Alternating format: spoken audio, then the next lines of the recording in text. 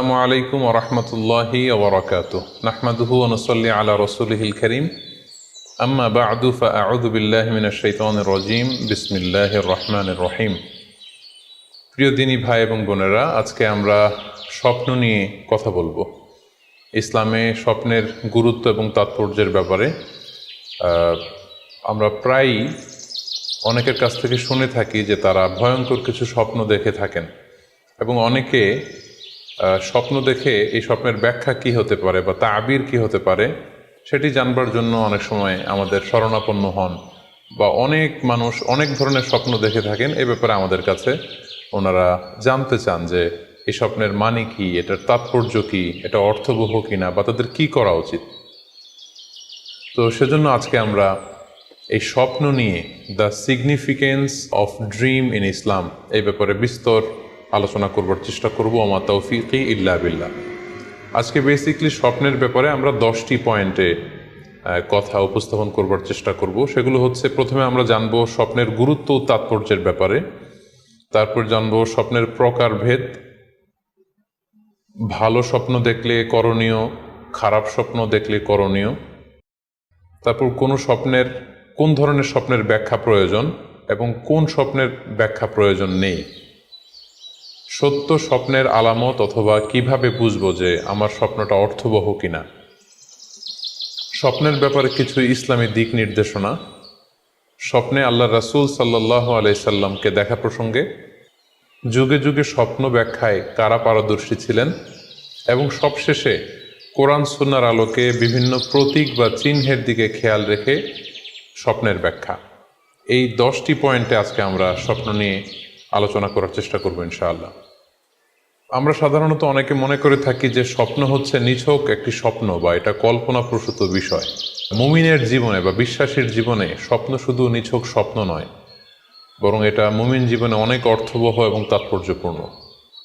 মুমিন জীবনে এটা একটা ভালো স্বপ্ন হতে পারে আল্লাহ তাআলার পক্ষ থেকে কোনো ধরনের সুসংবাদ কিংবা দিক নির্দেশনা, কিংবা হতে পারে বান্দার প্রতি সতর্কবাণী। একচোখা বস্তুবাদীরা বলে থাকে আমরা যখন ঘুমাই তখন মস্তিষ্ক আমাদের স্মৃতিগুলো নিয়ে নাড়াচাড়া করে, আমাদের স্মৃতিগুলোকে পুনর্বিন্যাস করে, আর সেটাই আমাদের কাছে স্বপ্ন হিসেবে ধরা দেয়। অর্থাৎ তারা বলতে চায় যে স্বপ্ন হচ্ছে ঘুমের ঘোরে আমাদের দৈনন্দিন জীবনে ঘটে যাওয়া আমাদের চিন্তা বা ভাবনার প্রতিচ্ছবি। কিন্তু ইসলামের দৃষ্টিতে স্বপ্ন শুধু আমাদের চিন্তা ভাবনার প্রতিচ্ছবি নয়, এটা হতে পারে আল্লাহ তাআলার পক্ষ থেকে সুসংবাদ, হতে পারে গ্ল্যাড টাইডিংস কিংবা সতর্কবাণী। তাই এই স্বপ্নের ব্যাপারে আমাদেরকে খুব ভালো ধারণা রাখা উচিত। শুরুতে আমরা বলবো যে এর গুরুত্ব এবং তাৎপর্য কতটুকু। স্বপ্ন হচ্ছে নবুয়তের সূচনা। নবুয়তের সূচনা হয়েছিল স্বপ্নের মাধ্যমে। আল্লাহ রাসূল সাল্লাল্লাহু আলাইহি ওয়াসাল্লাম যখন নবী হিসেবে অফিসিয়ালি অ্যাসাইন্ড হন, তার আগে তিনি টানা 6 মাস স্বপ্ন দেখেছেন, যেটা সহিহ বুখারীতে এসেছে, আউয়ালু মা বুদিআ বিহি রাসূলুল্লাহ সাল্লাল্লাহু আলাইহি ওয়াসাল্লাম আর-রুইয়া আস-সাদিকা ফিন-নাওম। রাসূল সাল্লাল্লাহু আলাইহি ওয়াসাল্লামের কাছে ওহী বা রেভেলেশনের সূচনা হয়েছিল স্বপ্নের মাধ্যমে। ফাকানা লা ইয়ারা রুইয়া ইল্লা জাআত মিসলা ফালাকিস সুবহি। আর রাতে স্বপ্নে রাসূল সাল্লাল্লাহু আলাইহি ওয়াসাল্লাম যা দেখতেন, দিনের বেলা সেটা প্রভাতের সূর্য কিরণের ন্যায় রাসূল সাল্লাল্লাহু আলাইহি ওয়াসাল্লামের কাছে সুস্পষ্ট হয়ে যেত। অর্থাৎ যা তিনি রাতে দেখতেন স্বপ্নে, দিনের বেলা সেটাই হুবহু ঘটে যেত। তো এই হাদিস থেকে আমরা বুঝতে পারি যে স্বপ্ন হচ্ছে ওহীর সূচনা, অর্থাৎ ওহীর সূচনাটা হয়েছিল স্বপ্নের মধ্য দিয়ে। পাশাপাশি আমরা জানি যে ইব্রাহিম আলাইহিস সালাম উনি স্বপ্নে দেখেছিলেন যে উনি ওনার কলিজার টুকরো সন্তান ইসমাঈল আলাইহিস সালামকে জবাই করছেন, যেটা সূরাতুস সাফফাতের 102 নম্বর আয়াতে আল্লাহ তাআলা আমাদেরকে বলছেন। ইব্রাহিম আলাইহিস সালাম বলেছিলেন, ইয়া বুনাইয়া ইন্নী আরা ফিল মানামি আন্নী আযবাহুক ফানজুর মাযা তারা। অর্থাৎ, হে আমার সন্তান ইসমাঈল, আমি স্বপ্নে দেখেছি যে আমি তোমাকে জবাই করছি, এখন তোমার অভিমত কি, তোমার অপিনিয়ন কি? সাইয়েদনা ইসমাঈল আলাইহিস সালাম বলেছিলেন, ইফআল মা তুমার সাতাজিদুনি ইনশাআল্লাহু মিনাস সাবিরিন। মানে বাবা, আপনি স্বপ্নে যা দেখেছেন আপনি সেটাই করেন, আপনি আমাকে ধৈর্যশীলদের অন্তর্ভুক্ত পাবেন। ছেলের এই মন্তব্য শুনে সাইয়েদনা ইব্রাহিম আলাইহিস সালাম একটি ধারালো ছুরি নিয়ে সাইয়েদনা ইসমাঈল আলাইহিস সালামকে শুইয়ে দিয়ে জবাই করতে শুরু করলেন। তো এই ঘটনা থেকে বোঝা যায় নবীদের স্বপ্ন এটা সাধারণ কোনো স্বপ্ন নয়, এটা ওহীর অন্তর্ভুক্ত। নবীদের স্বপ্ন যদি নিছক স্বপ্নই হতো তাহলে একটা স্বপ্নের উপর ভিত্তি করে সাইয়েদনা ইব্রাহিম আলাইহিস সালাম ওনার সন্তানকে জবাই করার জন্য উদ্যত হতেন না। তার মানে বোঝা গেল নবীদের স্বপ্ন হচ্ছে এটা মিন ওয়াহিল্লাহ, এটা আল্লাহ তাআলার পক্ষ থেকে নবীদের প্রতি ওয়াহি। পাশাপাশি আল্লাহ রাসূল সাল্লাল্লাহু আলাইহি ওয়াসাল্লাম যখন মক্কার কাফিরদের দ্বারা অত্যাচারিত হয়ে মদিনায় হিজরত করেছিলেন, মদিনায় যাওয়ার প্রায় 6 বছর পরে 6ষ্ঠ হিজরিতে তিনি স্বপ্ন দেখলেন যে তিনি আবার মক্কায় ফিরে গিয়েছেন। সেখানে তিনি মসজিদুল হারামে প্রবেশ করেছেন এবং বাইতুল্লাহ শরীফ তিনি তাওয়াফ করছেন। তো এই স্বপ্ন দেখার পরে আল্লাহ রাসূল সাল্লাল্লাহু আলাইহি ওয়াসাল্লাম সাহাবাদেরকে নিয়ে উমরা করার জন্য মক্কায় রওনা হলেন। এটাই প্রমাণ করে যে স্বপ্ন যদি নবীদের জন্য নিছক স্বপ্ন হতো তাহলে এই ঝুঁকি, এই রিস্ক আল্লাহ রাসূল সাল্লাল্লাহু আলাইহি ওয়াসাল্লাম নিতেন না। কিন্তু এই ঝুঁকি নিয়েও তিনি উমরা করতে গিয়েছিলেন, যদিও সে বছর তিনি উমরা করতে পারেননি, ওনাকে ফিরে আসতে হয়েছিল। তৎপরবর্তী বছর অর্থাৎ 7ম হিজরিতে তিনি এই উমরাটি সম্পাদন করেছিলেন। তো এই আয়াত এবং রাসূল সাল্লাল্লাহু আলাইহি ওয়াসাল্লামের এই ঘটনাকে কেন্দ্র করে বোঝা যায় স্বপ্ন শুধু নবীদের জন্য স্বপ্ন নয়, এটা ওহীর অন্তর্ভুক্ত। সূরাতুল ফাতহে আল্লাহ তাআলা ইরশাদ করছেন, লাকাদ সাদাকাল্লাহু রাসূলাহুর রুইয়া বিল হক লা তাদখুলুন্নাল মাসজিদাল হারামা ইনশাআল্লাহ। অর্থাৎ আল্লাহ তাআলা আপনার স্বপ্নকে হে নবী অবশ্যই সত্যায়ন করবেন এবং অচিরে ইনশাআল্লাহ আপনি মসজিদুল হারামে উমরা করার জন্য প্রবেশ করবেন। তাহলে প্রথমে আমরা জানলাম যে নবীদের কাছে ওহীর সূচনা, বিশেষ করে রাসূল সাল্লাল্লাহু আলাইহি ওয়াসাল্লামের কাছে ওহীর সূচনা হয়েছিল স্বপ্নের মধ্য দিয়ে। এরপর আমরা জানলাম নবীদের স্বপ্ন নিছক স্বপ্ন নয়, এটা ওহীর অন্তর্ভুক্ত। এ পর্যায়ে আমরা জানব যে বিশ্বাসীদের জন্য, যারা মুমিন, তাদের জন্য স্বপ্নের গুরুত্ব কতটুকু। সেক্ষেত্রে আমরা সহিহ বুখারীর একটা হাদিস উল্লেখ করতে পারি, যেখানে আল্লাহ রাসূল সাল্লাল্লাহু আলাইহি ওয়াসাল্লাম বলেছেন, লাম ইয়াবকা মিনান নবুওয়াতি ইল্লাল মুবাশশিরাত। অর্থাৎ নবুয়ত আর পৃথিবীতে নেই, নবী হওয়ার সুযোগ আর পৃথিবীতে নেই, নবুয়ত বন্ধ হয়ে গিয়েছে। কিন্তু আল্লাহ তাআলার পক্ষ থেকে মুবাশশিরাত কিন্তু বন্ধ হয়নি, মুবাশশিরাত আসবে। সাহাবা জিজ্ঞেস করলেন, ওমাল মুবাশশিরাত, হে আল্লাহ রাসূল মুবাশশিরাত কি? আল্লাহ রাসূল সাল্লাল্লাহু আলাইহি ওয়াসাল্লাম বললেন, আর রুইয়া আস-সালেহা। মুবাশশিরাত হচ্ছে সত্য স্বপ্ন। বিশ্বাসীরা যখন রাত্রিবেলা সত্য স্বপ্ন দেখবে, বিশ্বাসীদের জন্য সত্য স্বপ্ন বা সুন্দর স্বপ্ন নিছক স্বপ্ন নয়, এটা আল্লাহ তাআলার পক্ষ থেকে গ্ল্যাড টাইডিংস, সুসংবাদ হতে পারে অথবা সতর্ক করা হতে পারে। এমনকি আল্লাহ রাসূল সাল্লাল্লাহু আলাইহি সাল্লাম বলেছেন যে ভালো স্বপ্ন হচ্ছে নবুয়তির 46 ভাগের 1 ভাগ। সহিহ বুখারীতে এসেছে, আল্লাহর হাবিব সাল্লাল্লাহু আলাইহি ওয়াসাল্লাম ইরশাদ করেন, আর রুইয়া আস-সালিহা জুজউন মিন 46 জুজআন মিনান নবুওয়া। অর্থাৎ ভালো স্বপ্ন বা সত্য স্বপ্ন নবুয়তির 46 ভাগের 1 ভাগ। Could you imagine that? কি করে একজন বিশ্বাসীর স্বপ্ন নবুয়তির 46 ভাগের 1 ভাগ হতে পারে? তার মানে মুমিনের স্বপ্ন, একজন বিশ্বাসীর স্বপ্নকে আল্লাহ তাআলা অনেক বেশি গুরুত্ব দিয়েছেন। এটা শুধু স্বপ্ন নয়, এটা হতে পারে আল্লাহ তাআলার পক্ষ থেকে একটা গাইডেন্স, হতে পারে কোনো গ্ল্যাড টাইডিংস, সুসংবাদ, হতে পারে কোনো সতর্কতা বাণী। এজন্য এই স্বপ্নকে, বিশ্বাসীদের স্বপ্নকে আল্লাহ রাসূল সাল্লাল্লাহু আলাইহি ওয়াসাল্লাম নবুয়তির 46 ভাগের 1 ভাগ বলে উল্লেখ করেছেন। কেন তিনি বিশ্বাসীদের স্বপ্নকে নবুয়তির 46 ভাগের 1 ভাগ বলে উল্লেখ করলেন? এর কারণ হচ্ছে, আমরা জানি যে আল্লাহ রাসূল সাল্লাল্লাহু আলাইহি সাল্লাম তিনি নবী হয়েছিলেন কত বছর বয়সে? জি, 40 বছর বয়সে। এবং তিনি পৃথিবী থেকে ইন্তেকাল করেছিলেন 63 বছর বয়সে। অর্থাৎ ওনার নবুয়তির পুরো ডিউরেশনটা ছিল 23 বছর। তাহলে নবুয়তির সময়সীমা ডিউরেশন ছিল 23 বছর। আর নবুয়তি প্রাপ্তির আগে তিনি টানা 6 মাস শুধু স্বপ্ন দেখতেন। তাহলে এই 6 মাসকে যদি আমরা 23 বছর দিয়ে 23 বছরের উপর ভাগ করি, তাহলে এটা 46 ভাগের 1 ভাগ হয়। এবং সে কারণে আল্লাহ রাসূল সাল্লাল্লাহু আলাইহি সাল্লাম সত্য স্বপ্নকে নবুয়তির 46 ভাগের 1 ভাগ বলে ঘোষণা করেছেন। এই পর্যায়ে আমরা জানব স্বপ্নের প্রকার ভেদের ব্যাপারে। খুব সোজা সাপটা যদি বলতে হয় তাহলে বলতে হবে যে স্বপ্ন হচ্ছে তিন প্রকার। একটা হচ্ছে আল্লাহ তাআলার পক্ষ থেকে, যেটা আল্লাহ দেখান। আরেকটি হচ্ছে শয়তানের পক্ষ থেকে, যেটি শয়তান মানুষকে দেখায়। আরেকটি হচ্ছে নিজের পক্ষ থেকে, অর্থাৎ সারাদিন আপনি যেটা নিয়ে কনসার্ন, সারাদিন আপনি আপনার চিন্তা ভাবনার মধ্যে যেই জিনিসটাকে স্থান দেন সেটাই আপনি রাত্রিবেলা দেখেন। অর্থাৎ দিনের বেলা হয়তো কেউ খেলাধুলা নিয়ে খুব ব্যস্ত, সে খুব ফুটবল পছন্দ করে, সারাদিন ফুটবল খেলে, দেখা যাবে যে রাতের বেলাও সে স্বপ্নে দেখছে যে সে ফুটবল খেলছে, অথবা স্টেডিয়ামে যে সে ফুটবল খেলা দেখছে। দিনের বেলা হয়তো সে বাজারে যে ব্যবসা বাণিজ্য করে, রাতেও হয়তো দেখা যাচ্ছে সে যে জিনিসপত্র কিনছে, দরদাম করছে। সো এটা তার পক্ষ থেকে। তাহলে বেসিকলি স্বপ্ন হচ্ছে তিন ধরনের, একটা আল্লাহর পক্ষ থেকে, একটা শয়তানের পক্ষ থেকে, আরেকটা হচ্ছে নিজের পক্ষ থেকে, যেটা আমরা সহি মুসলিমের একটি বর্ণনা থেকে জানতে পারি, যেখানে আল্লাহ রাসূল সাল্লাল্লাহু আলাইহি ওয়াসাল্লাম ইরশাদ করছেন, আর রুইয়া সালাসা, স্বপ্ন হচ্ছে তিন ধরনের। ফারুইয়া আস-সালিহা বুশরা মিনাল্লাহ, যেটা ভালো স্বপ্ন সেটা হয় আল্লাহর পক্ষ থেকে। ওয়া রুইয়া তাহজিনুন মিনাশ শাইতান, আরেকটা স্বপ্ন থাকে যেটা শয়তানের পক্ষ থেকে, সেটা ভয় দেখানো হয়। ভয়ঙ্কর যদি কোনো দুঃস্বপ্ন দেখে থাকেন তাহলে এটা আল্লাহর পক্ষ থেকে নয়, এই স্বপ্নটা শয়তানের পক্ষ থেকে।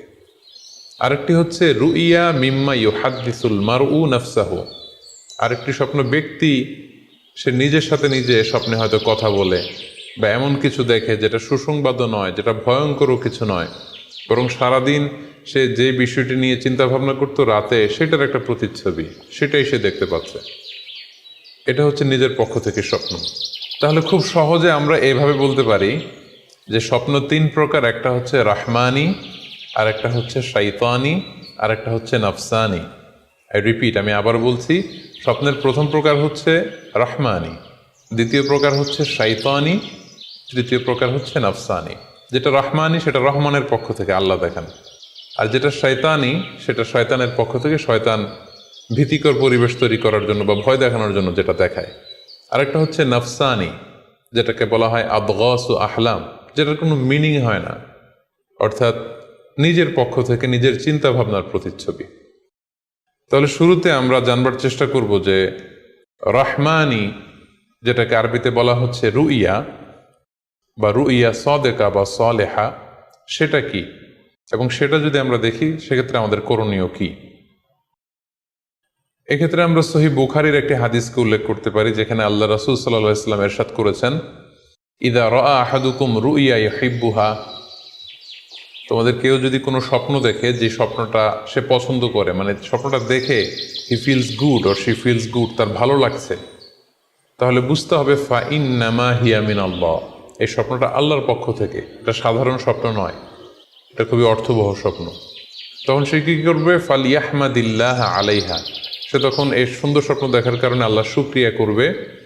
ওয়াল ইউহাদ্দিস বিহা, এবং চাইলে সে এই স্বপ্নের কথা মানুষের কাছে বর্ণনা করতে পারে বা শেয়ার করতে পারে। তাহলে সহিহ বুখারীর এই হাদিসের ভাষ্য অনুযায়ী আমরা যেটা বুঝলাম, আমরা যদি ভালো কোনো স্বপ্ন দেখি তাহলে তিনটি কাজ করা যেতে পারে। প্রথমত আল্লাহর প্রশংসা করা, যেহেতু আমি ভালো একটি স্বপ্ন দেখেছি, আল্লাহর শুকরিয়া বা প্রশংসা আমরা করতে পারি। দ্বিতীয়ত চাইলে সুসংবাদ হিসেবে এই স্বপ্নটা আমি কারোর সাথে শেয়ার করতে পারি।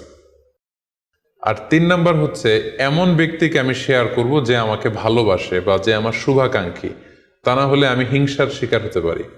কারণ আর নেয়ামাতু মাহসুদা, যে কোনো ধরনের নেয়ামতি, আপনি যদি আল্লাহর কোনো বিশেষ মার্সি, ব্লেসিংস বা নেয়ামত পেয়ে ধন্য হন, এটা সবার ভালো নাও লাগতে পারে, এটা সবার অন্তরে সহ্য নাও হতে পারে, ফলে আপনি হিংসার শিকার হতে পারেন। সো ভালো স্বপ্ন দেখলে আপনি চাইলে কারোর কাছে শেয়ার করতে পারেন। সেক্ষেত্রে সে যদি আপনার শুভাকাঙ্ক্ষী হয় বা আপনাকে পছন্দ করে, আপনাকে ভালোবাসে, এরকম কাছের কারোর সাথে আপনি শেয়ার করতে পারেন। আমরা সবাই নিঃসন্দেহে এরকম ভালো ভালো স্বপ্ন দেখতে চাই, আমরা কেউই ভয়ঙ্কর কোনো স্বপ্ন দেখতে চাই না। আমরা নিঃসন্দেহে এমন স্বপ্ন দেখতে চাই রাতের বেলায় যে এই স্বপ্নে আল্লাহ তাআলার পক্ষ থেকে আমাদের জন্য দিক নির্দেশনা থাকবে, অথবা কোনো সুসংবাদ থাকবে, কিংবা থাকবে আগাম কোনো সতর্কতা বাণী। এ জাতীয় ভালো স্বপ্ন যদি আমরা দেখতে চাই তাহলে আমাদের কি করা উচিত? সেক্ষেত্রে সর্বপ্রথম আমাদের যেটা করতে হবে, আমাদেরকে সত্যবাদী হতে হবে। সাধারণত সত্যবাদীদের স্বপ্ন সত্য হয়ে থাকে। যেখানেই সত্য সেখানেই যেন আমার অবস্থান হয়, আমি যেন সবসময় সত্যের পক্ষে থাকি। 2 নম্বর হচ্ছে আকলুল হালাল, আমাকে হালাল খেতে হবে। যারা হালাল খায় তাদের স্বপ্ন সাধারণত সত্য হয় এবং অর্থবহ স্বপ্ন হয়।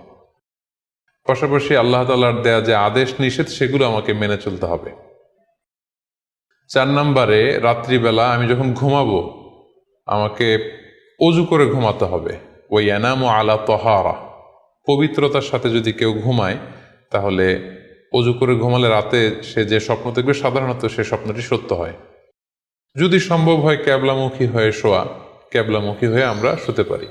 এই বিষয়গুলো যদি আমরা এনশিওর করতে পারি, অর্থাৎ সত্যবাদী হওয়া, হালাল খাবার খাওয়া, আল্লাহর দেয়া বিধিনিষেধ সবসময় মেনে চলবার চেষ্টা করা, রাত্রিবেলা অজু অবস্থায় ঘুমানোর অভ্যেস করা, পাশাপাশি ক্যাবলামুখী হয়ে শোয়ার চেষ্টা করা, এই বিষয়গুলো যদি আমরা মেনটেন করার চেষ্টা করি তাহলে আমরা যে স্বপ্নগুলো দেখব সেগুলো সত্য স্বপ্ন হবে বলে আমরা আশা করি। প্রিয় সুধী, এবারে আমরা জানব স্বপ্নের দ্বিতীয় প্রকারের ব্যাপারে, অর্থাৎ যেটাকে আরবিতে বলা হচ্ছে হলম, বা আমরা বলেছি শয়তানি, যেটা শয়তানের পক্ষ থেকে আসে। সেক্ষেত্রে শয়তান এটা সাধারণত মানুষকে ভয় দেখানোর জন্য, ঘুমের মধ্যে তার কোনো অকল্যাণ করার জন্য যে স্বপ্নটা দেখায়, এটা হচ্ছে শয়তানি। সেক্ষেত্রে সহিহ মুসলিমের একটি হাদিসের কথা আমরা এখানে উল্লেখ করতে পারি। সেখানে আল্লাহ রাসূল সাল্লাল্লাহু আলাইহি ওয়াসাল্লাম বলেছেন, আর রুইয়া মিন আল্লাহ, ভালো স্বপ্ন হচ্ছে আল্লাহর পক্ষ থেকে, ওয়াল হুলমু মিনাশ শাইতান, আর খারাপ স্বপ্ন হচ্ছে শয়তানের পক্ষ থেকে। এখন কেউ যদি আমরা এই ভয়ঙ্কর স্বপ্ন রাতে দেখে ফেলি, যেটাকে আমরা নাইট মেয়ার বলি বা হরর ড্রিম বলি, ভয়ঙ্কর স্বপ্ন বা দুঃস্বপ্ন, যেটা দেখে আমরা খুব হাঁপিয়ে উঠি, আমাদের শ্বাস প্রশ্বাসের গতিবিধি বেড়ে যায়, আমরা খুব ভয় পাই, প্রচণ্ড ভয়ে আমরা আতকে উঠি এবং ঘুম ভেঙে যায় আমাদের, এরকম ভয়ঙ্কর স্বপ্ন যদি আমরা দেখি তখন আমরা কি করব? এ ব্যাপারে কি ইসলামের কোনো দিক নির্দেশনা আছে? হ্যাঁ, অবশ্যই দিক নির্দেশনা আছে। সেক্ষেত্রে আমরা সহিহ মুসলিমের একটি হাদিস উল্লেখ করতে পারি এখানে, যেখানে আল্লাহ রাসূল সাল্লাল্লাহু আলাইহি ওয়াসাল্লাম বলেছেন, ইযা রাআ আহাদুকুম আর রুইয়া ইয়াকরাহুহা, তোমাদের কেউ যদি রাতে এমন কোনো স্বপ্ন দেখে যেটা সে অপছন্দ করে, মানে ভয়ঙ্কর ভীতিকর দুঃস্বপ্ন যদি সে দেখে, তাহলে ফাল ইয়াবসুক আন ইয়াসারিহি সালাসান, সে যেন তার বাম দিকে 3 বার থুতু ফেলে। ওয়াল ইস্তাইয বিল্লাহি মিনাশ শাইতানি সালাসান, আর সে যেন শয়তানের ব্যাপারে আল্লাহ তাআলার কাছে 3 বার পানাহ চায় বা আশ্রয় প্রার্থনা করে। ওয়াল ইয়াতাহাওয়াল আন জামবিহি আল্লাযী কানা আলাইহি, আর যে পাশে হয়ে সে শুয়েছিল সে পাশ চেঞ্জ করে অন্য পাশ হয়ে যেন সে ঘুমায়। সুবহানাল্লাহি বিহামদি, কত চমৎকার দিক নির্দেশনা। এবং সুনানে ইবনু মাজায় আরও একটি সহিহ হাদিস আমরা এখানে উল্লেখ করতে পারি, যেখানে আল্লাহ রাসূল সাল্লাল্লাহু আলাইহি ওয়াসাল্লাম বলেছেন, ইযা রাআ আহাদুকুম রুইয়া ইয়াকরাহুহা, কেউ যদি রাতে খারাপ বা ভয়ঙ্কর কোনো স্বপ্ন দেখে, ফালিয়াতাহাওয়াল, সে যেন তার বিছানা চেঞ্জ করে নেয়, জায়গা চেঞ্জ করে নেয়, অর্থাৎ সে যে বিছানায় শুয়েছিল সেখানে না, সে অন্য কোথাও শোবে, অথবা যেই টার্নে শুয়েছিল অন্য টার্নে চলে যাবে, ডানে হলে বায়ে, বায়ে হলে ডানে। ওয়াল ইয়াতফুল আন ইয়াসারিহি সালাসান, এবং তার বাম দিকে যেন সে 3 বার থুতু ফেলে। ওয়াল ইয়াসআলিল্লাহ মিন খায়রিহা ওয়াল ইয়াতাআওয়ায মিন শাররিহা, এবং সে যেন এই স্বপ্নের ভালো দিকটা আল্লাহ তাআলার কাছে কামনা করে, এবং এই স্বপ্নের মন্দ বা অকল্যাণকর দিক থেকে যেন সে আল্লাহ তাআলার কাছে পানাহ চায়। সম্মানিত সুধীমণ্ডলী, এই হাদিস দুটির আলোকে আমরা বুঝতে পারি যে কেউ যদি হরর ড্রিম বা নাইট মেয়ার, যেটাকে আমরা দুঃস্বপ্ন বা ভয়ঙ্কর স্বপ্ন বলছি, এই ধরনের স্বপ্ন অনেকেই দেখে থাকে এবং আমাদের কাছে প্রায়ই বলে যে সে দুঃস্বপ্ন দেখে রাতের বেলা, ভয়ে সে ভড়কে যায়, আতকে ওঠে, ঘুম ভেঙে যায়।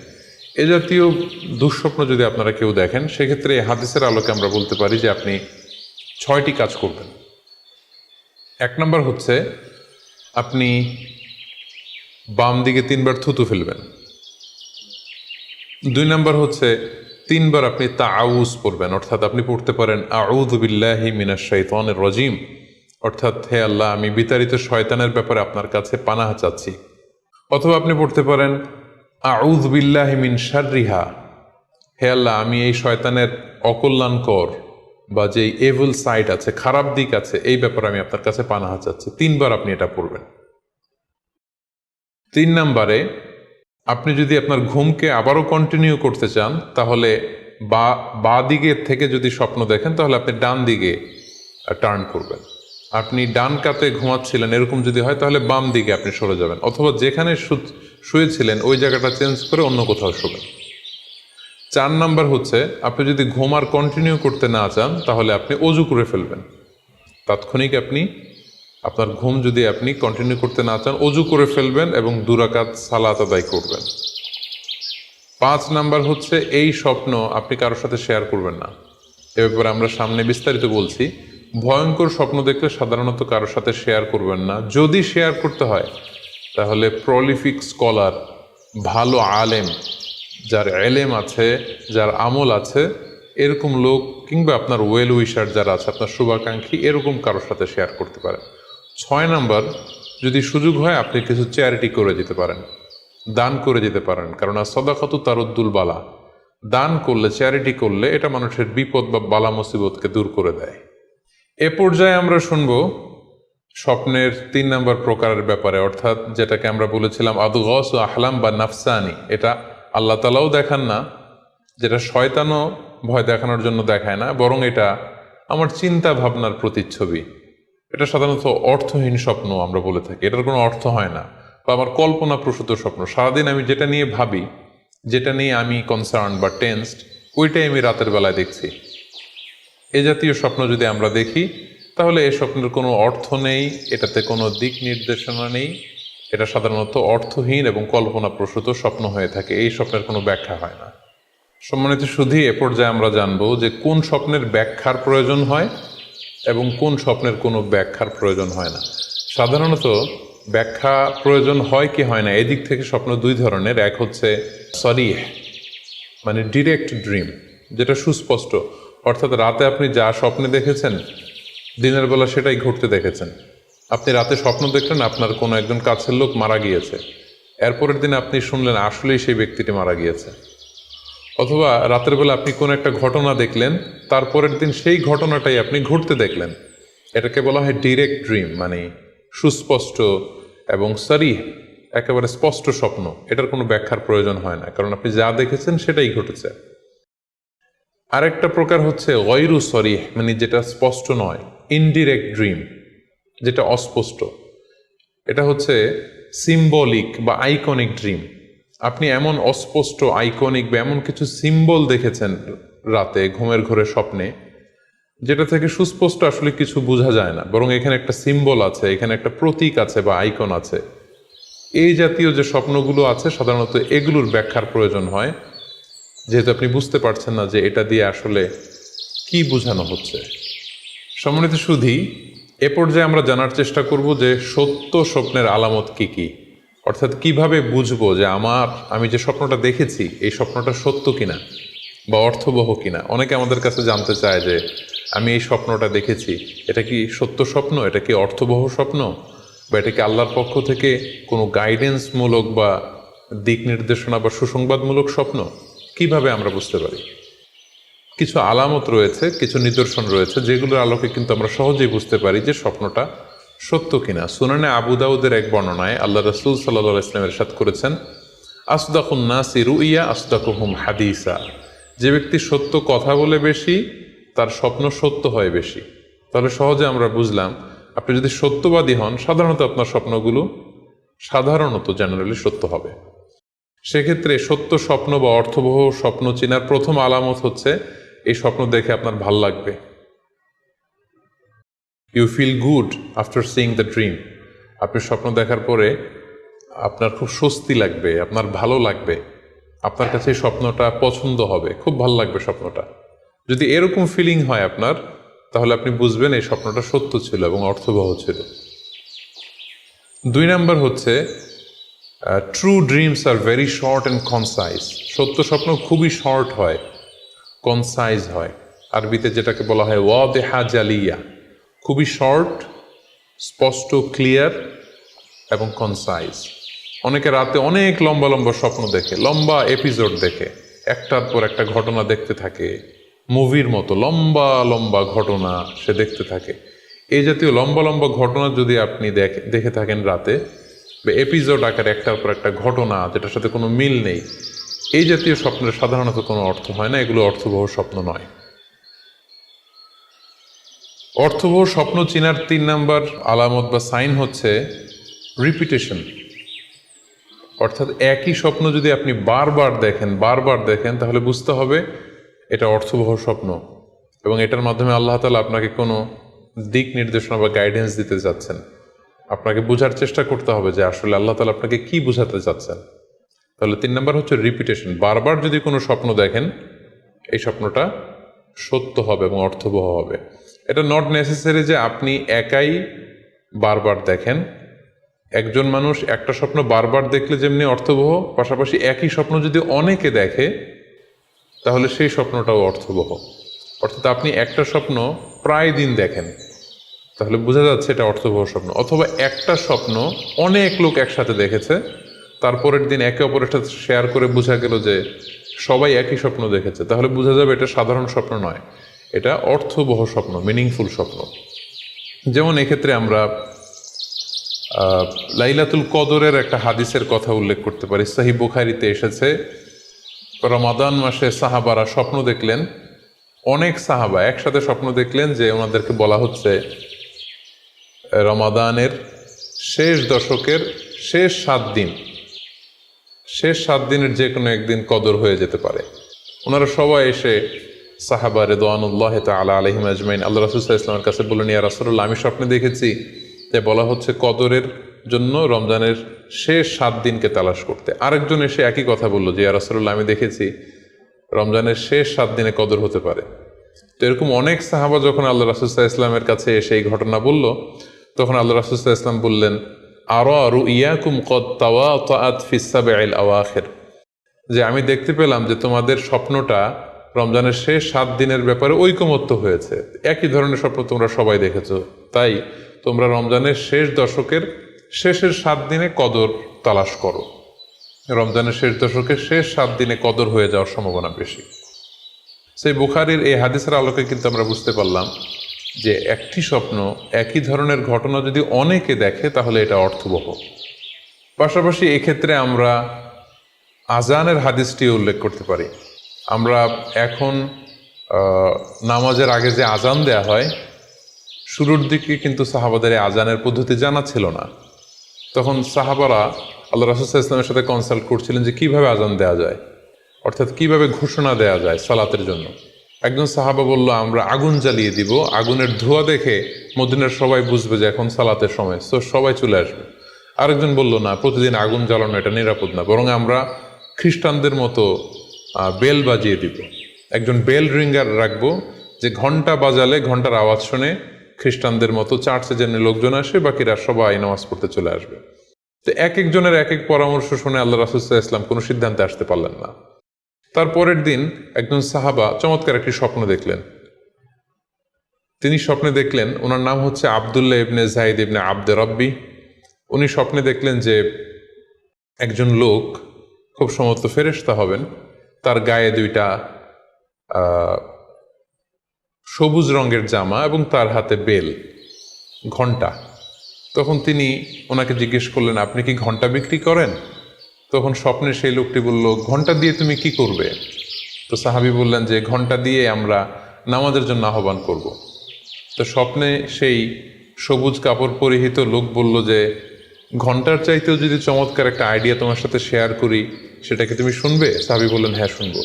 তখন তিনি বললেন, ঘণ্টা না বাজিয়ে তোমরা উঁচু একটা জায়গায় দাঁড়িয়ে আল্লাহু আকবার, আল্লাহু আকবার, আল্লাহু আকবার, আল্লাহু আকবার, আশহাদু আল্লা ইলাহা ইল্লাল্লাহ, আশহাদু আন্না মুহাম্মাদুর রাসূলুল্লাহ, এই বাক্যগুলো তোমরা বলবে। এই বাক্যগুলোর মধ্য দিয়ে আল্লাহর বরত্বের ঘোষণা হবে, রাসূল সাল্লাল্লাহু আলাইহি ওয়াসাল্লামের রিসালাতের ঘোষণা হবে, মানুষকে চমৎকার বাক্যে নামাজের দিকে ডাকাও হবে, ফলে লোকজন নামাজেও চলে আসবে। এই চমৎকার কথা শুনে সাহাবা তো অবাক হয়ে গেল, ওনার ঘুম ভেঙে গেল। উনি সকালবেলা আল্লাহ রাসূল সাল্লাল্লাহু আলাইহি ওয়াসাল্লামের কাছে এসে পুরো ঘটনা শোনালেন যে একজন লোককে আমি দেখলাম হাতে ঘণ্টা, আমি বললাম ঘণ্টা কিনবো সালাতের আহ্বানের জন্য, তিনি আমাকে এই কয়েকটা বাক্য শিখিয়ে বললেন, ঘণ্টা না বাজিয়ে এই বাক্যগুলো দিয়ে আহ্বান করলে কেমন হয়। আল্লাহ রাসূল সাল্লাল্লাহু আলাইহি ওয়াসাল্লাম এই স্বপ্নের কথা শুনে তিনি অভিভূত হলেন। তিনি বললেন, তুমি ঠিকই দেখেছ, তুমি সঠিক স্বপ্ন দেখেছ। যেহেতু বেলালের কণ্ঠ খুব দরাজ, বেলালকে ডাকো, আমাদের ঘন্টাও বাজানোর দরকার নেই, আগুন জ্বালানোর দরকার নেই। বেলালকে বাক্যগুলো মুখস্থ করিয়ে দাও। বেলাল মসজিদে নববীর পাশে দাঁড়িয়ে আওয়াজ করে এই আজান দিবে, এই ঘোষণা দিবে। এই আজান শুরু হলো। বেলাল রাদিয়াল্লাহু তাআলা আনহু একটা উঁচু জায়গায় দাঁড়িয়ে আল্লাহু আকবার বলে তিনি আজান দিতে শুরু করলেন। এই বাক্যগুলো শুনে সাইয়েদনা ওমরে ফারুক দৌড়াতে দৌড়াতে আল্লাহ রাসূল সাল্লাল্লাহু আলাইহি ওয়াসাল্লামের কাছে আসলেন। এসে বললেন, ইয়া রাসূলুল্লাহ, বেলাল এই বাক্যগুলো কোত্থেকে শিখেছে? গত রাতে তো আমি দেখেছি যে আমাকে একজন লোক বলেছে যে তোমরা এই বাক্যগুলোকে ব্যবহার করে লোকজনকে সালাতের জন্য আহ্বান করো। আল্লাহ রাসূল সাল্লাল্লাহু আলাইহি ওয়াসাল্লাম শুনে অবাক হলেন। অর্থাৎ ওই সাহাবী ঠিক যেমন স্বপ্ন দেখেছেন, ইসলামের দ্বিতীয় খলিফা সাইয়েদনা ওমরে ফারুক রাদিয়াল্লাহু তাআলা আনহু উনিও একই স্বপ্ন দেখেছেন। তার মানে একই স্বপ্ন যদি একাধিক লোকজন দেখে থাকে সেটা যেমনি অর্থবহ, আবার আপনি একাও যদি একটি স্বপ্ন বারবার দেখেন সেটাও অর্থবহ। আমরা আজান যে কিভাবে ইন্ট্রোডিউস হলো মুসলিম কমিউনিটির মধ্যে, এই হাদিসের আলোকে বুঝতে পারি যে কোনো স্বপ্ন আপনি বারবার দেখলে বা অনেকে একই স্বপ্ন দেখলে সে স্বপ্নটা অর্থবহ হবে। অর্থবহ স্বপ্ন দেখার 4 নম্বর সাইন হচ্ছে শেষ রাতের স্বপ্ন সাধারণত অর্থবহ হয়। অর্থাৎ লাস্ট 1/3 অফ দ্য নাইট, রাতের শেষাংশে যদি আপনি ফজরের আগ দিয়ে যে স্বপ্নটা মানুষ দেখে, সাধারণত এই স্বপ্নটা অর্থবহ হয়, এটা সত্য স্বপ্ন হয়।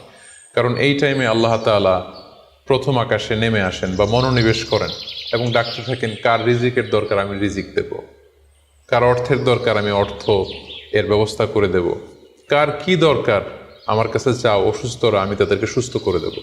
সো ওই টাইমে আল্লাহ তাআলার বিশেষ একটা রহমত পৃথিবীতে নেমে আসে, ফলে শেষ রাতের স্বপ্ন সাধারণত অর্থবহ স্বপ্ন হয়। পাশাপাশি হাদিসে এসেছে যে কিয়ামতের আগ দিয়ে মুমিনরা যে স্বপ্নগুলো দেখবে এই স্বপ্নগুলো সাধারণত অর্থবহ হবে। অর্থাৎ কিয়ামতের একেবারে আগ মুহূর্তে যখন মুসলমানরা খুব স্ট্রাগল করবে, মুসলমানরা যখন খুব বিপদে থাকবে, তখন মুসলমানদের যে স্বপ্নগুলো তারা রাতের বেলা দেখবে এগুলো মিথ্যা হবে না, বেশিরভাগ স্বপ্নই সত্য হবে, অর্থবহ হবে। যেটা আমরা সহিহ বুখারীর একটা হাদিস থেকে জানতে পারি, যেখানে আল্লাহ রাসূল সাল্লাল্লাহু আলাইহি ওয়াসাল্লাম ইরশাদ করেছেন, ইযা ইকতারাবা যামানু লাম তাকাদ রুইয়াল মুমিনি তাকযিব। অর্থাৎ কিয়ামতের সময় যত ঘনিয়ে আসবে, কাছাকাছি আসবে, মুমিন বা বিশ্বাসীদের স্বপ্ন ঠিক তত সঠিক হতে থাকবে। মুমিনদের তখনকার স্বপ্ন বেশিরভাগই সত্য হবে, সেটা মিথ্যা হবে না। তাহলে এই হাদিস থেকে আমরা জানলাম কিয়ামতের আগ দিয়ে মুমিনরা যে স্বপ্নগুলো দেখবে এগুলো সত্য হবে, অর্থবহ হবে। এ পর্যায়ে আমরা জানবার চেষ্টা করব যে স্বপ্নের ব্যাপারে কিছু ইসলামের দিক নির্দেশনা রয়েছে। আমরা যদি এই দিক নির্দেশনাগুলো, গাইডেন্সগুলো মেনে চলি, তাহলে স্বপ্ন নিয়ে আমাদের খুব একটা কনফিউশনে থাকতে হবে না। সেক্ষেত্রে প্রথম গাইডলাইন হচ্ছে অপ্রয়োজনে স্বপ্ন অন্যের সাথে শেয়ার না করা। Do not mention the dream for interpretation except a prolific scholar or any well wisher to you. কেউ যদি খুব বড় আলেম হয়ে থাকেন, শায়েখ হয়ে থাকেন, তার এলম আছে, আমল আছে, এরকম কারো কাছে শেয়ার করতে পারেন। অথবা আপনার শুভাকাঙ্ক্ষী আপনাকে ভালো অ্যাডভাইস করতে পারে, আপনাকে পছন্দ করে, এরকম লোক ছাড়া কারো কাছে স্বপ্ন শেয়ার করা যাবে না। সুনানে তিরমিজিতে স্বপ্ন অন্যের সাথে শেয়ার না করার ব্যাপারে একটি হাদিস এসছে, যেখানে আল্লাহ রাসূল সাল্লাল্লাহু আলাইহি সাল্লাম বলেছেন, লা ইয়াকুসুহা ইল্লা আলা ওয়াদ্দিন। অর্থাৎ যে তোমাকে পছন্দ করে এমন কারো কাছে ছাড়া স্বপ্ন শেয়ার করবে না। অথবা আউজি রাইন, এমন লোক যে ডিসিশন দিতে পারে, he can advise you, he can provide you the right decision, এরকম লোক যদি আপনার কাছের শুভাকাঙ্ক্ষীদের মধ্যে থেকে কেউ থেকে থাকে, আপনি তার সাথে শেয়ার করতে পারেন। ওয়ালা ইউহাদ্দিসু বিহা ইল্লা লাবিবান আও হাবিবান, সে আপনার হাবিব, সে আপনার বন্ধু, সব কাছের লোক, বজম ফ্রেন্ড, আপনার শুভ কামনা করে সব সময়, এই জাতীয় লোকের কাছে আপনি স্বপ্ন শেয়ার করতে পারেন। অন্য এক বর্ণনায় এসেছে, ওয়ালা ইয়াকুসু রুইয়া ইল্লা আলা আলিমিন আও নাসিহ, স্বপ্ন শেয়ার করতে হলে ভালো আলেমের কাছে শেয়ার করো, অথবা নাসিহ, যে তোমাকে ভালো অ্যাডভাইস করতে পারবে, উপদেশ দিতে পারবে, এরকম কারো কাছে শেয়ার করো, অন্য কারো কাছে নয়। সুনানে তিরমিজিতে এ ব্যাপারে একটি বাব রচনা করা হয়েছে, যে বাবু লা তাকুসু রুইয়া ইল্লা আলা আলিম আও নাসিহ, আলেম বা শুভাকাঙ্ক্ষী নসিহতকারী ছাড়া কারো কাছে স্বপ্ন শেয়ার করা যাবে না। এর কারণ হচ্ছে আমরা আগেই বলেছি যে আপনি স্বপ্নে যদি ভালো কিছু দেখে থাকেন, এটা এমন কারো কাছে যদি শেয়ার করেন যে আপনাকে পছন্দ করে না, তাহলে আপনি হিংসার শিকার হতে পারেন। সেক্ষেত্রে আমরা সূরা ইউসুফের 5 নম্বর আয়াতের কথা খেয়াল করতে পারি, যেখানে ইউসুফ আলাইহিস সালাম বলেছিলেন যে ইয ক্বালা ইউসুফু লি আবিহি ইয়া আবাতি ইন্নী রাআইতু আহাদা আশারা কাওকাবান ওয়াশ শামসা ওয়াল কমারা রাআইতুহুম লি সাজিদিন ক্বালা ইয়া বুনাইয়া লা তাকসুস রুইয়াকা আলা ইখওয়াতিকা ফায়াকিদু লাকা কাইদা। ছোট্ট ইউসুফ আলাইহিস সালাম তিনি স্বপ্নে দেখলেন যে চন্দ্র, সূর্য এবং আকাশের 11টা তারা সবকিছু ওনার সম্মানে সিজদায় লুটিয়ে পড়েছে। তো ইয়াকুব আলাইহিস সালাম ওনার ছেলেকে বললেন যে বাবা ইউসুফ, খবরদার, সাবধান, এই স্বপ্নের কথা তুমি তোমার ভাইদেরকে বলতে যেও না। যদি তুমি তোমার ভাইদের সাথে এই চমৎকার স্বপ্নের কথা শেয়ার করো, তাহলে ফায়াকিদু লাকা কাইদা, তারা তোমাকে নিয়ে হিংসা করবে, ষড়যন্ত্র করবে। তাহলে আমরা বুঝলাম যে যার তার কাছে চাইলে আমরা স্বপ্ন শেয়ার করতে পারবো না, বরং এক্ষেত্রে বুঝে শুনে সাবধানে শেয়ার করতে হবে। এক্ষেত্রে মুস্তাদরেকে হাকিমে একটি চমৎকার হাদিস উল্লেখ হয়েছে, সেটি হচ্ছে কেন যে কারো কাছে স্বপ্ন শেয়ার করা যাবে না, করলে সমস্যা কি। সেক্ষেত্রে বলা হয়েছে যে ফাইন্না রুইয়া তাকাউ আলা মা তুআব্বার, অর্থাৎ স্বপ্নের ব্যাখ্যা তেমনই হয়ে থাকে যেমন এটার ব্যাখ্যা করা হয়। এই ব্যাপারটা কিন্তু সাধারণ কোনো কথা নয়। আপনি একজনের কাছে যার কোনো জ্ঞান নেই স্বপ্নের ব্যাপারে, হুট করে তার কাছে স্বপ্নের ব্যাখ্যা জানতে চাইলেন, আর তিনিও হুট করে এমন একটা ব্যাখ্যা করে দিল, ফলে দেখা যাবে উনি যেটা ব্যাখ্যা করেছেন সেটাই ঘটবে আপনার জীবনে। সো স্বপ্নের কথা যে কারো কাছে বলতে নেই। ফাইন্না রুইয়া তাকাউ আলা মা তুআব্বার, কেননা স্বপ্নের ব্যাখ্যা তেমন হয়ে থাকে যেমন এটার ব্যাখ্যা করা হয়। সো ব্যাখ্যা যদি কেউ করতে চান, আপনি ভালো ব্যাখ্যা করবেন, জেনে শুনে বুঝে তার শুভাকাঙ্ক্ষী হয়ে সুন্দর ব্যাখ্যা করবেন, কেননা খারাপ কোনো ব্যাখ্যা করে দিলে সেই ব্যাখ্যাই হয়ে যেতে পারে। স্বপ্নের কথা কেন যে কোনো মানুষের কাছে শেয়ার করতে নেই, তার কারণ হিসেবে আমরা সুনানে দারমির একটি হাদিসকে এখানে উল্লেখ করতে পারি, যে হাদিসটিকে ইবনে হাজার আল আসকালানি উনি ওনার ফাথুল বারিতে হাসান বলে উল্লেখ করেছেন। আল্লাহ রাসূল সাল্লাল্লাহু আলাইহি ওয়াসাল্লামের কাছে মদিনাতে প্রায় একজন নারী এসে স্বপ্নের ব্যাখ্যা জানতে চাইতেন। সে নারী বলতেন যে ইয়া রাসূলুল্লাহ, আমি প্রায়ই স্বপ্নে দেখি যে আমার ঘরের একটি পিলার ভেঙে গিয়েছে এবং আমি অন্ধ সন্তান প্রসব করেছি। এই নারীর স্বামী ছিল ব্যবসায়ী এবং সারা বছর ব্যবসার কারণে বিভিন্ন জায়গায় তিনি ঘুরে বেড়াতেন, এবং যখন ফিরে আসতেন যাওয়ার সময় তিনি স্ত্রীকে প্রেগনেন্ট অবস্থায় রেখে যেতেন, অর্থাৎ গর্ভবতী, আর এই বাচ্চাকে পেটে নিয়ে এই নারী সবসময় এই স্বপ্ন দেখতে থাকতেন। তো রাসূল সাল্লাল্লাহু আলাইহি ওয়াসাল্লাম স্বপ্নের ব্যাখ্যা বললেন, তুমি চিন্তা করো না, তোমার স্বামী সহি সালামতে ফিরে আসবে এবং তুমি সুন্দর সন্তান প্রসব করবে, ভালো সন্তান। এভাবেই চলছিল, যতবার তার স্বামী ফিরে আসে, সুস্থভাবে ফিরে আসে এবং সে সুন্দর সন্তান জন্ম দিচ্ছিল।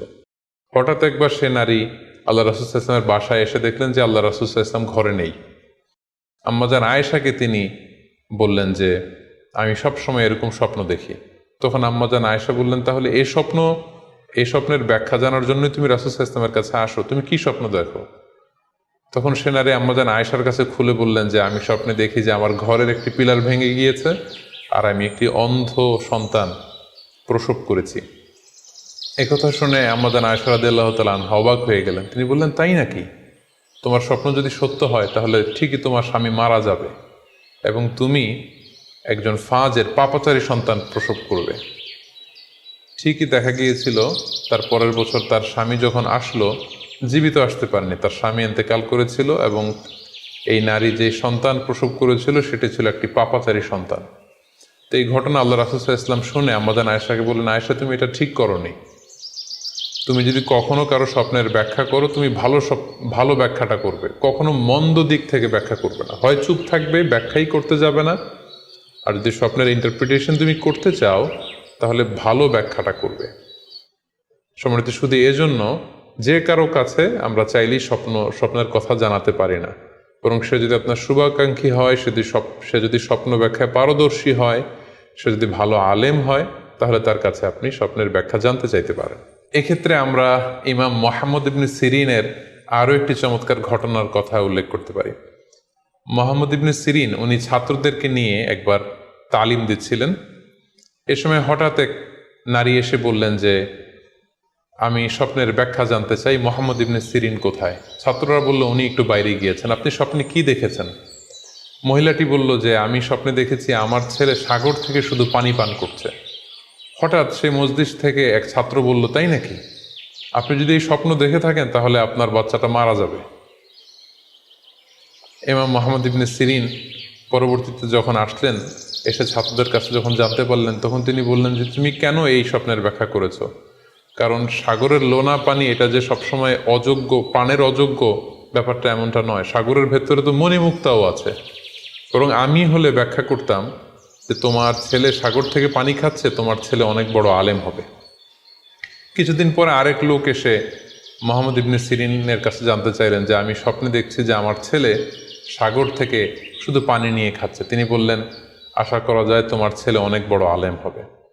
ঠিকই দেখা গেল কিছুদিন পরে যেই মহিলাটি স্বপ্নের ব্যাখ্যা জানতে এসেছিলেন তার ছেলেটি মারা গিয়েছে। আর ওই যেই লোক মোহাম্মদ ইবনে সিরিনের কাছে স্বপ্নের সুন্দর ব্যাখ্যা নিয়ে গেলেন, তার ছেলে ওই সময়ের অনেক বড় আলেম হয়েছিল। এজন্য সম্মানিত শুধু যে কারো কাছে স্বপ্নের ব্যাখ্যা জানতে চাইতে নেই। আর স্বপ্নের ব্যাখ্যা যদি করতে হয় ভালো ব্যাখ্যা করতে হবে, তা না হলে চুপ থাকতে হবে।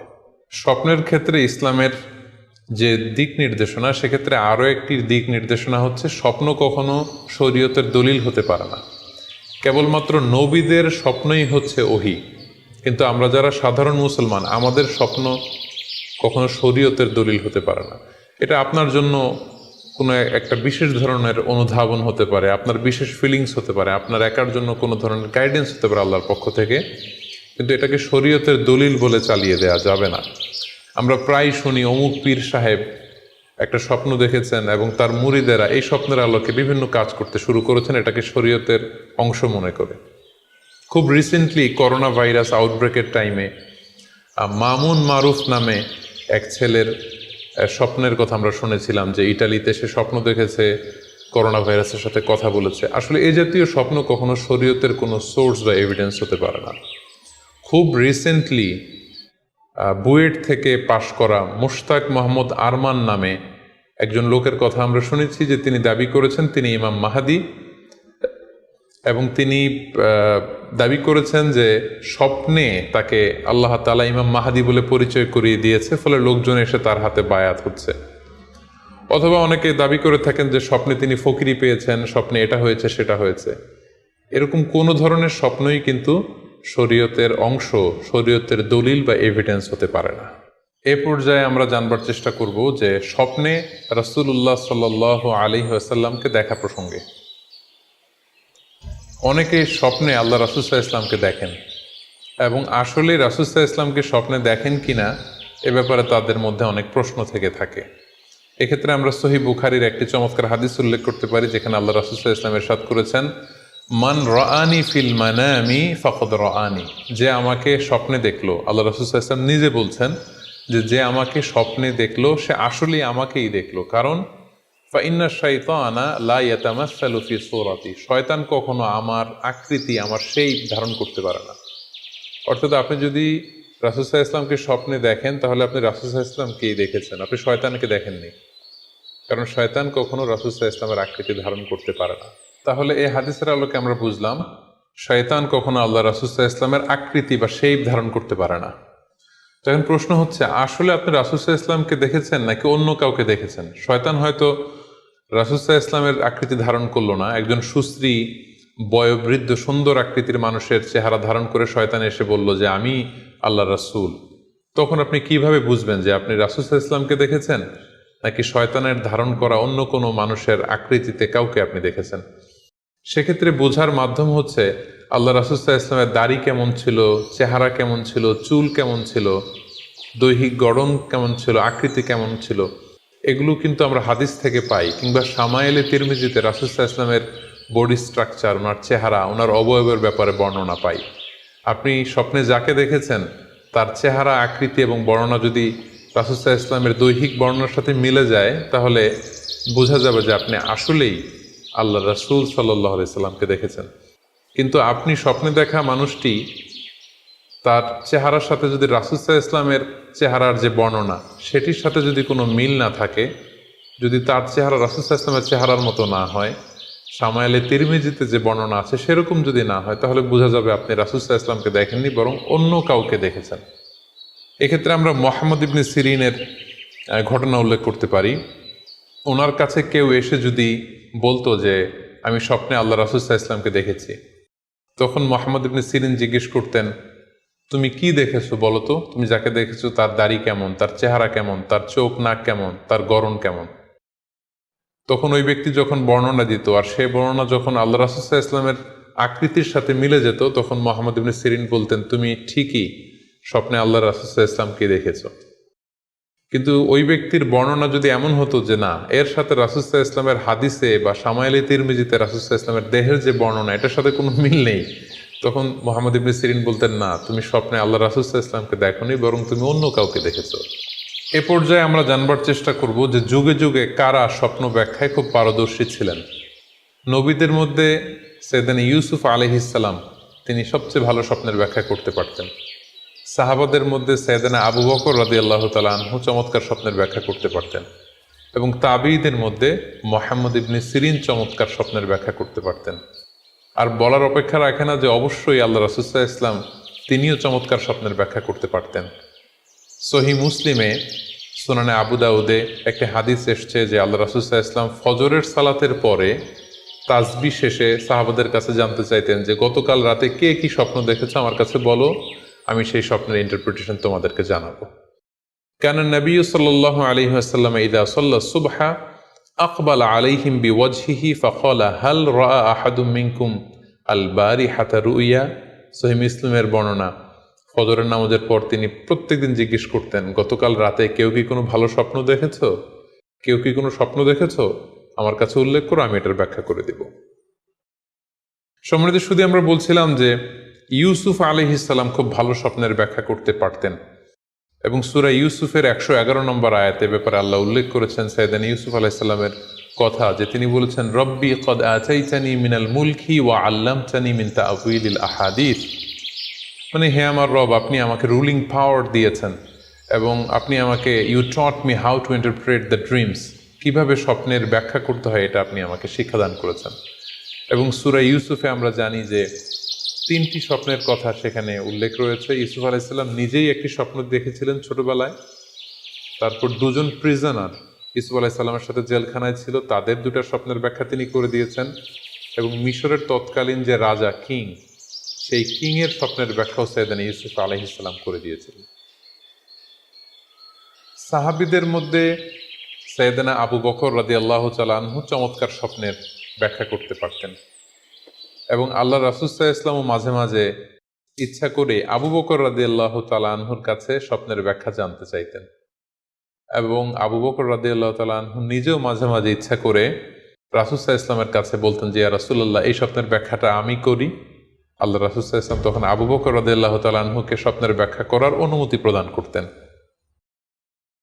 এক্ষেত্রে আমরা আল খাসাইসুল কুবরা, জালালউদ্দিন সুয়ুতির লেখা, সেখানকার একটি বর্ণনার কথা উল্লেখ করতে পারি, যেখানে আল্লাহ রাসূল সাল্লাল্লাহু আলাইহি সাল্লাম আবু বকর রাদিয়াল্লাহু তাআলা আনহুর কাছে একটি স্বপ্নের উল্লেখ করলেন। বললেন, আবু বকর, আমি গত রাতে স্বপ্নে দেখেছি যে তুমি আর আমি 2জন মিলে দৌড় প্রতিযোগিতা করছি, এবং দেখলাম যে আমি তোমার 2.5 গজ সামনে, তুমি আমার 2.5 গজ পেছনে, অর্থাৎ আমি এই দৌড় প্রতিযোগিতায় বিজয় লাভ করেছি এবং তুমি আমার 2.5 হাত পেছনে। এর ব্যাখ্যা কি হতে পারে?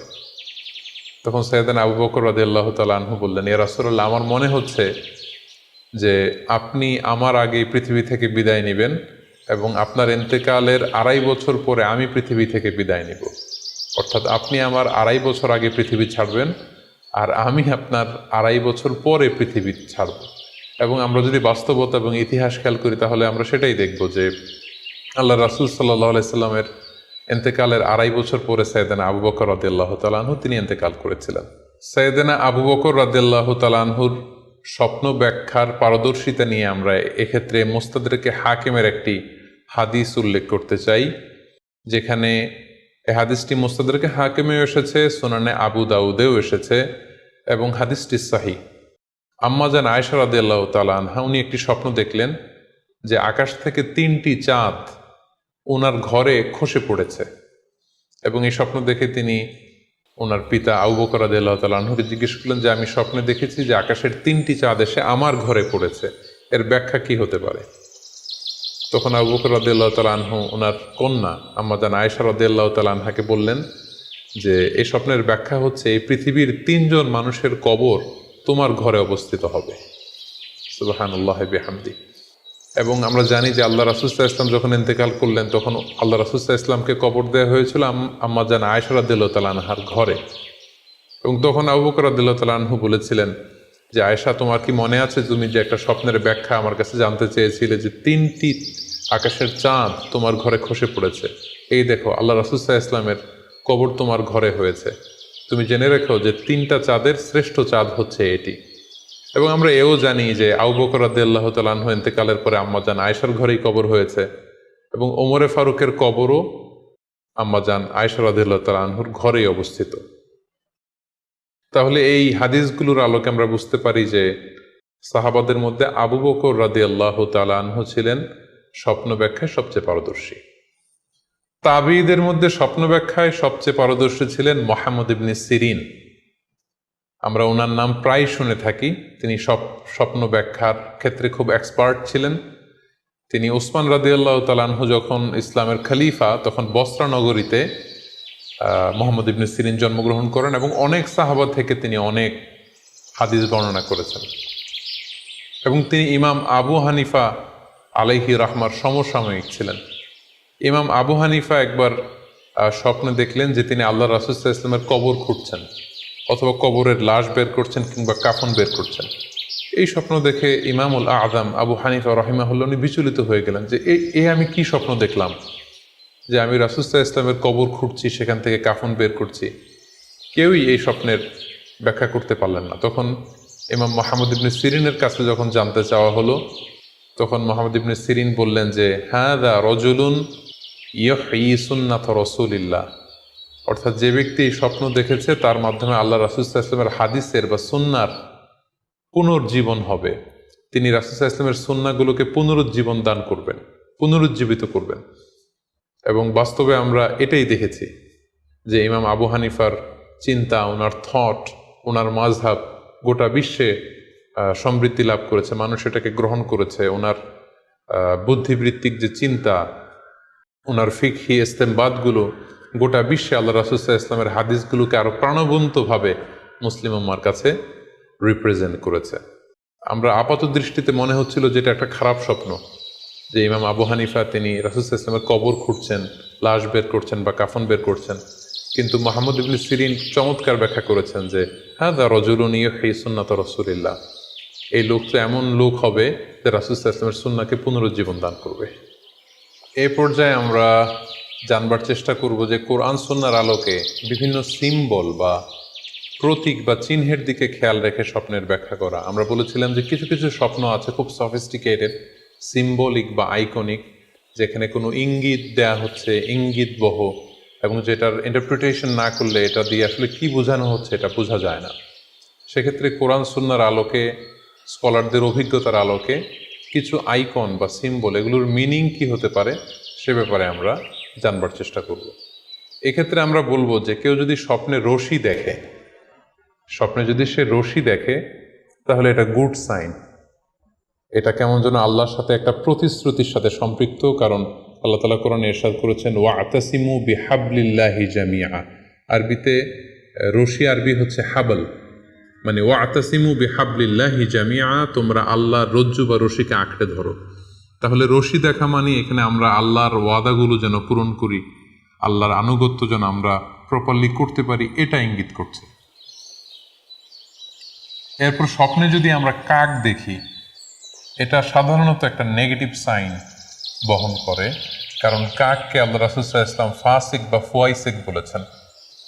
সো আমরা যদি স্বপ্নে কাক দেখি এটাকে আমরা পজিটিভ কোনো সাইন মনে না করে নেগেটিভ সাইন মনে করতে পারি। তৃতীয়ত, আমরা যদি স্বপ্নে লম্বা কাপড় দেখি এটা গুড সাইন। কারো গায়ে যদি লম্বা জামা থাকে তাহলে এটা গুড সাইন, আর খাটো জামা থাকলে সাধারণত এটা নেগেটিভ সাইন। এক্ষেত্রে আমরা সহিহ বুখারীর একটা হাদিস উল্লেখ করতে পারি। আল্লাহর হাবিব সাল্লাল্লাহু আলাইহি ওয়াসাল্লাম বলেছেন যে আমার সামনে অনেক মানুষকে পেশ করা হলো, তাদের কারো জামা নাভি পর্যন্ত, কারো জামা হাঁটু পর্যন্ত, কারো জামা পা পর্যন্ত। আর সেক্ষেত্রে ওমরে ফারুককে দেখলাম যে এত লম্বা জামা পরে সে হেঁটে যাচ্ছে, সে তার জামা টেনে টেনে নিয়ে যাচ্ছে। তো সাহাবারা বললেন, মা আউয়ালতাহু ইয়া রাসূলুল্লাহ, হে আল্লাহ রাসূল, আপনার এই স্বপ্ন থেকে আপনি কি বোঝাতে চাইলেন? আল্লাহ রাসূল সাল্লাল্লাহু আলাইহি ওয়াসাল্লাম বললেন, আউয়ালতুহু আদ-দীন, এটার দ্বারা আমি দিনদারি বোঝাতে চাইলাম। অর্থাৎ যার জামা লম্বা তার মানে তার তাকওয়া বেশি বা তার দিনদারি বেশি। আর স্বপ্নে যদি কারো জামা খুব ছোট খাটো বা জামাহীন অবস্থায় কাউকে দেখা হয়, এটা সাধারণত তার দিনদারি কমে যাচ্ছে বা তার তাকওয়া is decreasing day after day, এটার একটা সাইন বহন করে। পাশাপাশি দুধ, স্বপ্নে যদি কেউ দেখে সে দুধ খাচ্ছে, এটা একটা ভালো সাইন। স্বপ্নে দুধ খেতে যদি দেখা হয় তাহলে তার জ্ঞান বৃদ্ধি পাবে বলে এটা একটা সাইন বা আলামত বহন করে। সেক্ষেত্রেও আমরা বুখারীর একটা হাদিস উল্লেখ করতে পারি, যেখানে আল্লাহ রাসূল সাল্লাল্লাহু আলাইহি ওয়াসাল্লাম একটা স্বপ্নের কথা সাহাবাদেরকে শেয়ার করছিলেন। তিনি বললেন যে আমাকে এক বাটি দুধ দেয়া হলো, আমি সেখান থেকে দুধ খেলাম, তারপর দেখলাম যে আমার আঙ্গুল থেকে দুধ বের হচ্ছে, আর সেখানে যে অবশিষ্ট দুধ রয়ে গেল সেটা আমি ওমরে ফারুকের মুখে দিলাম। ওমরে ফারুক সে অবশিষ্ট দুধটা খেলো। এই স্বপ্নের কথা শুনে সাহাবারা বললেন, মা আউয়ালতা বিহি ইয়া রাসূলুল্লাহ, হে আল্লাহ রাসূল, এটা দিয়ে আপনি কি ব্যাখ্যা করলেন? ফামা আউয়ালতাহু ইয়া রাসূলুল্লাহ, আল্লাহ রাসূল সাল্লাল্লাহু আলাইহি ওয়াসাল্লাম বললেন, আল ইলম, এটা দিয়ে আমি জ্ঞানের ব্যাখ্যা করেছি। অর্থাৎ দুধ হচ্ছে জ্ঞানের প্রতীক। দুনিয়াতেও তো আমরা দেখি যে দুধ হচ্ছে সুষম একটা খাবার, খাদ্যের পুষ্টিগুণের 6টি গুণাগুণ দুধের মধ্যে পাওয়া যায়। সো কেউ যদি স্বপ্নে দেখেন যে তিনি দুধ পান করছেন, আশা করা যায় এটা তার জন্য ভালো সাইন, তার জ্ঞান বাড়বে বলে আমরা ধারণা করতে পারি। এবার স্বপ্নে যদি কেউ দেখে যে সে আজান দিচ্ছে, এটাও ভালো সাইন। স্বপ্নে আজান দেয়া এটা সাইন হচ্ছে সে হয়তো অচিরে হজ করতে যাবে। হজের সাথে আজানের কি সম্পর্ক?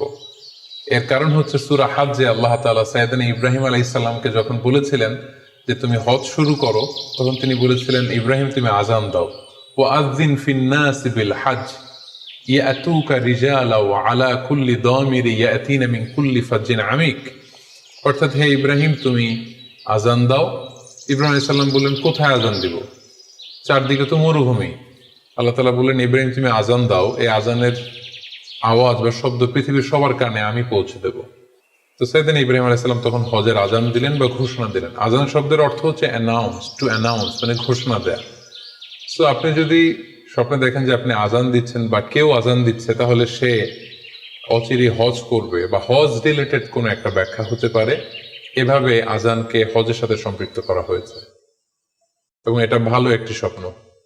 এবার স্বপ্নে যদি কেউ গর্ত দেখে যে সে গর্ত খুঁড়ছে বা তার জন্য কেউ গর্ত করছে, এটা ষড়যন্ত্রের সাথে সম্পৃক্ত। কেননা আরবি প্রবাদে আছে যে মান হাফারা হুফরাতান ওয়াকা ফিহা, কেউ যদি কারো জন্য গর্ত করে তাহলে সেই গর্তে সে নিজে আগে পড়বে। তাহলে গর্ত করা মানে অনেকটা কারো বিরুদ্ধে শত্রুতা করা বা ষড়যন্ত্র করার একটা চিহ্ন বহন করে। এবার স্বপ্নে যদি কেউ নৌকা দেখে বা শিপ দেখে, জাহাজ দেখে, যে সে জাহাজে আরোহণ করছে বা নৌকায় আরোহণ করছে, এটা তার জন্য একটা ভালো সাইন। সে কোনো বিপদ থেকে মুক্তি পাবে বলে ধারণা করা যেতে পারে।